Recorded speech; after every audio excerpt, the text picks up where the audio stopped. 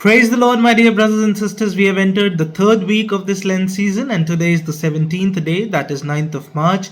And the word of God for today morning has been taken from Philippians chapter 4, verse 6. मेरे अजीजों, आज की सुबह के लिए वो खुदा का वचन, खुदा का कलाम जहां से लिया गया है वो है फिलिपियों उसका चौथा अध्याय और उसकी छठी आयत, जहां पर इस प्रकार से लिखा है, किसी भी बात की चिंता मत करो, परंतु हर एक बात में तुम्हारे निवेदन, प्रार्थना और विनती के द्वारा धन्यवाद के साथ परमेश्वर के सम्मुख उपस्थित किए जाएं। Do not be anxious about anything, but in every situation by prayer and petition with thanksgiving present your request to God.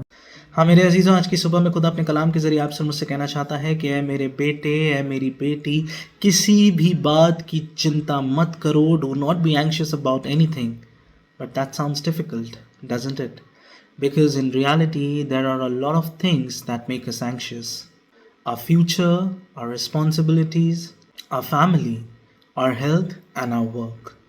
But the Bible does just not tell us what not to do. It tells us what to do instead.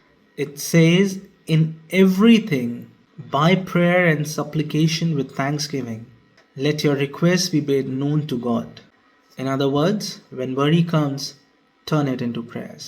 हाँ मेरे अजीज़ों, ख़ास तौर से इन रोज़ों के दिनों में होकर जब आप और मैं चलते हैं तो खुदा आपको और मुझे बताना चाहता है कि जब हम ऐसी परिस्थितियों से होकर गुज़रे, जब मेरे अजीज़ों बहुत सी चिंताएं आपके और मेरी ज़िंदगियों में आ जाएं, तो अपनी चिंताओं को प्रार्थनाओं में बदल दीजिए और परमेश्वर आपको और मुझे हर एक परेशानी से निकाल कर मेरे अजीज़ों वो शांति, वो तसल्ली और वो आनंद के मार्ग में लिए चलेगा जो सिर्फ और सिर्फ परमेश्वर की निकटता में मिलता है।